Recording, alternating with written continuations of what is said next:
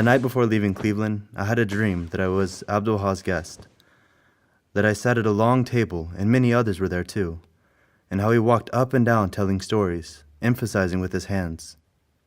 This later was fulfilled, and he looked just as I saw him in my dream.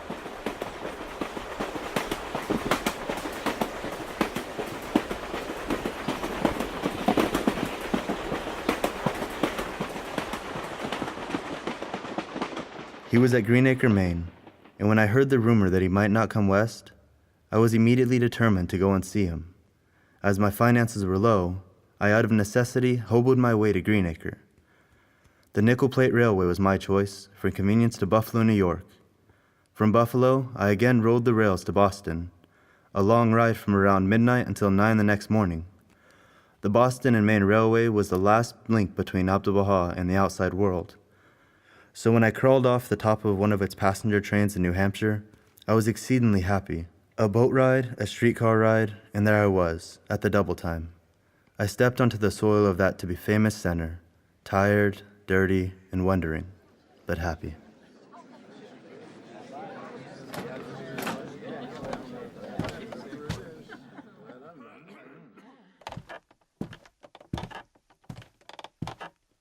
The people there were taken back by my appearance. I was covered head to toe in soot. With only my blue eyes staring out from my gray face, I held in my hand a letter of introduction from Mr. Hall to Mr. Lunt. And in searching for him, I met Miss Kinney, who, dear soul, was kind enough to offer me a bed. She woke me the next morning at 6 o'clock, saying I'd have to hurry if I'd wish to see Abdu'l-Baha. Arriving at the hotel, I found quite a number of people there on the same mission to see him. Being one of the last arrivals, I was looking around to make myself comfortable, when someone exclaimed, "Here he comes, now!" Ahmed Sorab did the introducing and interpreting. When Ahmed introduced me to him, to my astonishment he looked at me and only said, "Ugh," not offering to shake hands with me. Coming as I had and feeling as I did, I was very much embarrassed. After greeting several others, and when about to go to his room, he suddenly turned to me and said in a gruff voice, at least I thought so, "Sit down," and pointed to a chair. I meekly obeyed.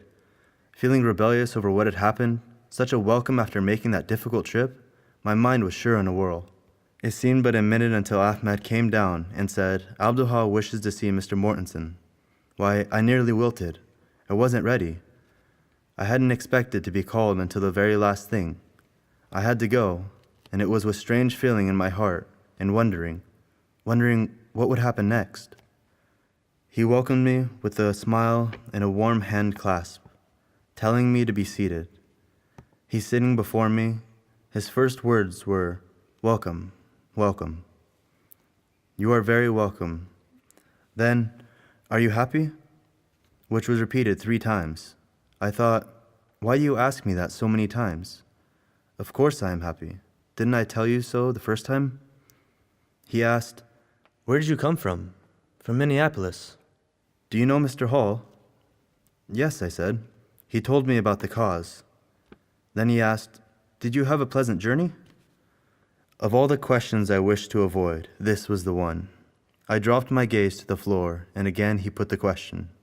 I lifted my eyes to his, and his were as 2 black, sparkling jewels, which seemed to look into my very depths. I wondered what Ahmed thought. I answered, "I did not come as people generally do who come to see you." "How did you come?" he asked. "Riding under and on top of railway trains." "Explain how." Now, as I looked into the eyes of Abdu'l-Baha, I saw they had changed, and a wondrous light seemed to pour out. It was the light of love, and I felt relieved and very much happier.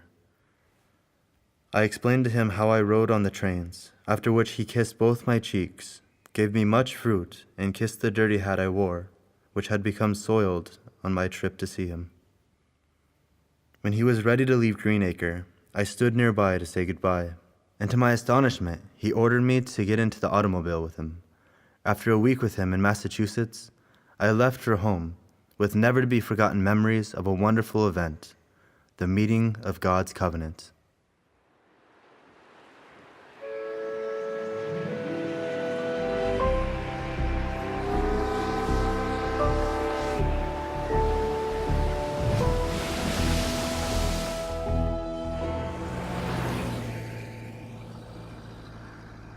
You are listening to the Journey West podcast, dedicated to following the travels of Abdu'l-Baha in the West. Welcome to the podcast. This week's feature was the story of Fred Mortensen. Before his journey to the Master took place, Fred was, in his words, determined to be tough as any. After a failed attempt to rob a train in 1904, Fred was introduced to the faith by a defense lawyer, Albert Hall. Mr. Hall gave him Baha'i books to read during his time in jail, which had a profound impact on him. However, before his sentence was served, Fred escaped and spent 4 years on the run. He eventually returned to Minneapolis and contacted Mr. Hall. The words of the master still intrigued him, and when he learned that Abdu'l-Baha may not come to the West, he decided that he would go to Acre. This story reminds us that no matter what an individual's outward appearance may be, or what their past may imply about them, these individuals, just like any other soul, have the capacity to recognize the truth. Absolutely. We really have no idea the capacity of others, and to make the judgment that one person may appreciate the faith more than another is something we all struggle with. One potential cause for this struggle is related to materialism. Let's now move to a talk by Abdu'l-Baha on this subject, read by Rizwan. 17th of August, 1912. Talk at Acre. The physical beauty of this place is very wonderful. We hope that a spiritual charm may surround and halo it. Then its beauty will be perfect. There is a spiritual atmosphere manifest here, particularly at sunset. In cities like New York, the people are submerged in the sea of materialism. Their sensibilities are attuned to material forces, their perceptions purely physical. The animal energies predominate in their activities. All their thoughts are directed to material things. Day and night they are devoted to the attractions of this world, without aspiration beyond the life that is vanishing and mortal. In schools and temples of learning, knowledge of the sciences acquired is based upon material observations only. There is no realization of divinity in their methods and conclusions. All have reference to the world of matter. They are not interested in attaining knowledge of the mysteries of God or understanding the secrets of the heavenly kingdom. What they acquire is based altogether upon visible and tangible evidences. Beyond these evidences, they are without susceptibilities. They have no idea of the world of inner significances and are utterly out of touch with God, considering this an indication of reasonable attitude and philosophical judgment, whereof they are self-sufficient and proud. As a matter of fact, this supposed excellence is possessed in its superlative degree by the animals. The animals are without knowledge of God. So to speak, they are deniers of divinity and understand nothing of the kingdom and its heavenly mysteries. As deniers of the kingdom, they are utterly ignorant of spiritual things and uninformed of the supernatural world. Therefore, if it be a perfection and virtue to be without knowledge of God and His kingdom, the animals have attained the highest degree of excellence and proficiency. Then the donkey is the greatest scientist, and the cow an accomplished naturalist, for they have obtained what they know without schooling and years of laborious study in colleges, trusting implicitly to the evidence of the senses, and relying solely upon intuitive virtues. The cow, for instance, is a lover of the visible and a believer in the tangible, contented and happy when pasture is plenty, perfectly serene, a blissful exponent of the transcendental school of philosophy. Such is the status of the material philosophers, who glory in sharing the condition of the cow, imagining themselves in a lofty station. Reflect upon their ignorance and blindness. Nay, rather, the virtue of man is this, that he can investigate the ideals of the kingdom and attain knowledge which is denied the animal in its limitation. The station of man is this, that he has the power to attain those ideals and thereby differentiate and consciously distinguish himself an infinite degree above the kingdoms of existence below him. The station of man is great, very great. God has created man after his own image and likeness. He has endowed him with a mighty power, which is capable of discovering the mysteries of phenomena. Through its use, man is able to arrive at ideal conclusions instead of being restricted to the mere plane of sense impressions. As he possesses sense endowment in common with the animals, it is evident that he is distinguished above them by his conscious power of penetrating abstract realities. He acquires divine wisdom. He searches out the mysteries of creation. He witnesses the radiance of omnipotence. He attains the second birth, that is to say, he is born out of the material world just as he is born of the mother. He attains to everlasting life. He draws near to God. His heart is replete with the love of God. This is the foundation of the world of humanity. This is the image and likeness of God. This is the reality of man. Otherwise, he is an animal. Verily, God has created the animal in the image and likeness of man. For though man outwardly is human, yet in nature he possesses animal tendencies. You must endeavor to understand the mysteries of God, attain the ideal knowledge, and arrive at the station of vision, acquiring directly from the Sun of Reality, and receiving a destined portion from the ancient bestowal of God. Now to our roundtable discussion. Hi, my name is Amelia and I just finished studying physiology. I'm Nabil and I'm a student. Hey, I'm Cedric and I play music. It's interesting how he starts talking about New York and being materialistic to people that live in such a small town. Maybe it's just warning them so they don't get affected by the materialistic world in New York, which is so close to them and their lives. Well, I find it remarkable that even though he talks about such a negative topic like materialism, he manages to start it out very positive by just mentioning how beautiful the place is and how beautiful it can be in a small town like Acre. And then, of course, it's been 100 years ago. And since the talk was given, those 100 years passed. And now it's amazing to see how what back then he mentioned was happening in New York is basically all over the world.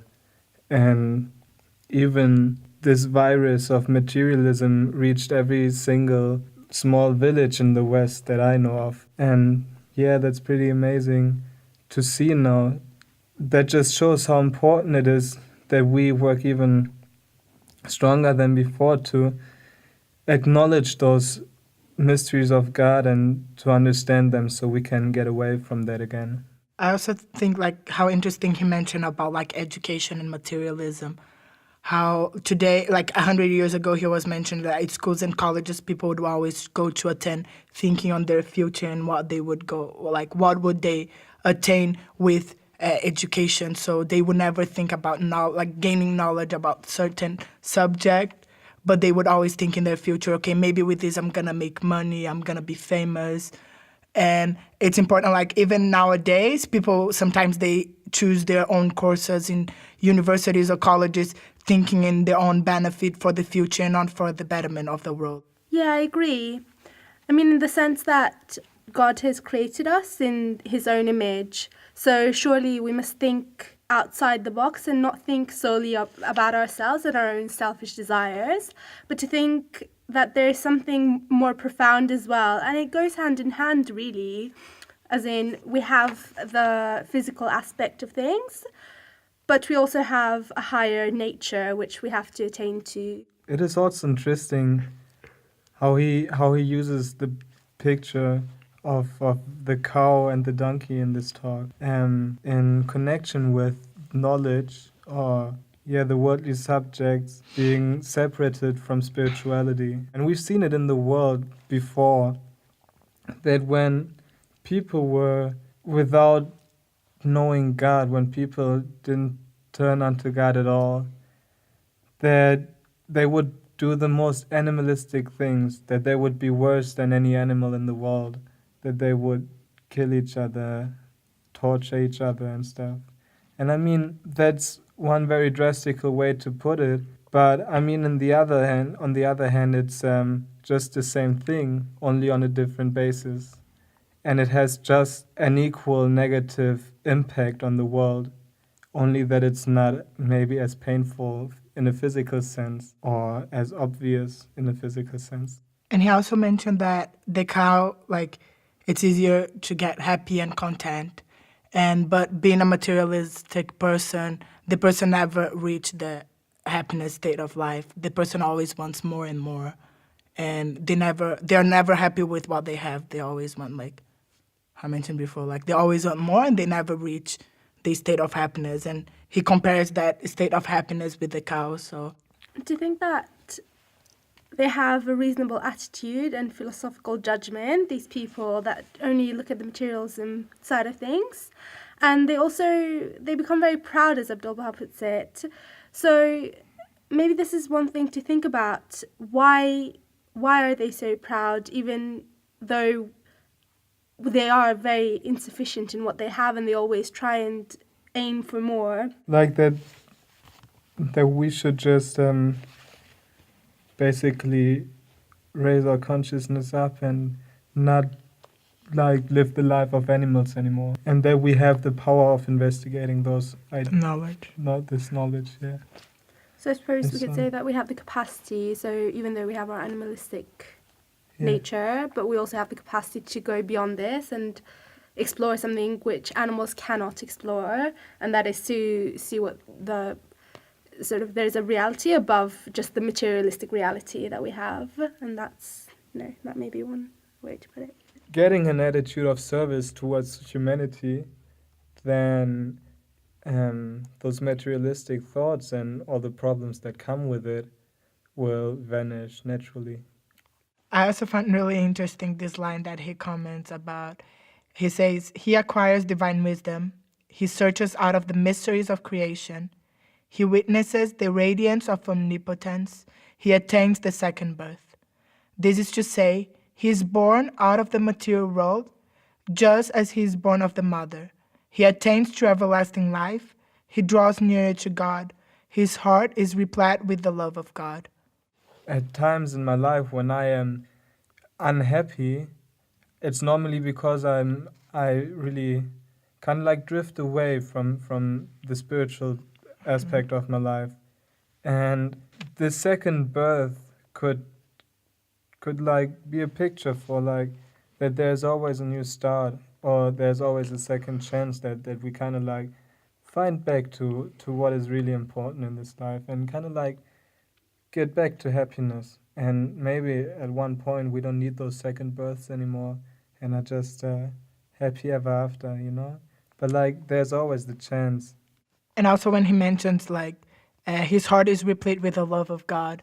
So if we keep that in mind and having the material world in mind as well, like what does the material world come to us, like competition, someone trying to be better than others.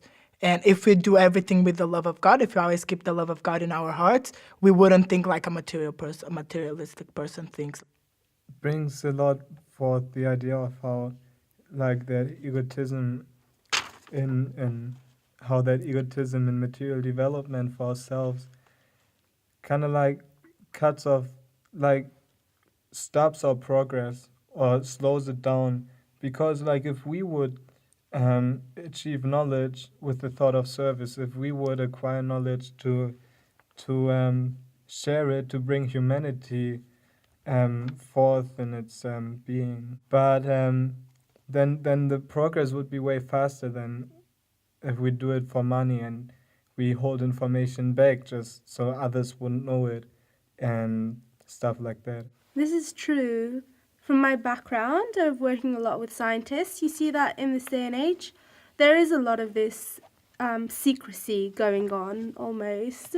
And you can see that if there wasn't so much hidden and people realize that they're doing this for the love of God and to help humanity as well, how much more would science be able to advance through this means? Through my studies in journalism, one thing that I've learned by studying about media was how the media influences people in this materialistic world, how they influence people just to get more stuff, and whenever something new come out, even though the person maybe sometimes they don't even need that, they will keep in their mind that that's what they need. So I think it's interesting to people keep in mind how the media have this influence on society. Yeah, and also in connection with music.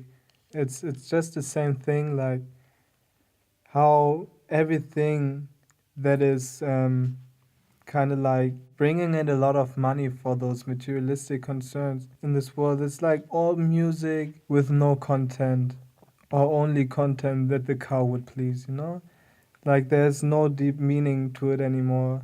No deeper meaning than whatever lower nature tells us is good. I mean, the major goal of that subject or of that profession is to make people happy. It's sad to see how nowadays people satisfy and create fun in the music and film and journalism business, but they don't try to create joy at all anymore. So it's quite obvious, to me at least, that we can see that we're not only physical human beings, but that we have this higher nature to us, this spiritual aspect that we have to attain to in order to be able to help the fellow men around us. Otherwise, what's the point of having everything around us and all these materialistic needs if we're never going to be satisfied with what we have? And in fact, it just causes more disunity at times when you just want to go ahead and, for example, as mentioned, purchase something that you don't need or chase something which you don't actually want. So then we can conclude that it's very important to always be aware and conscious of this higher nature that we have in life.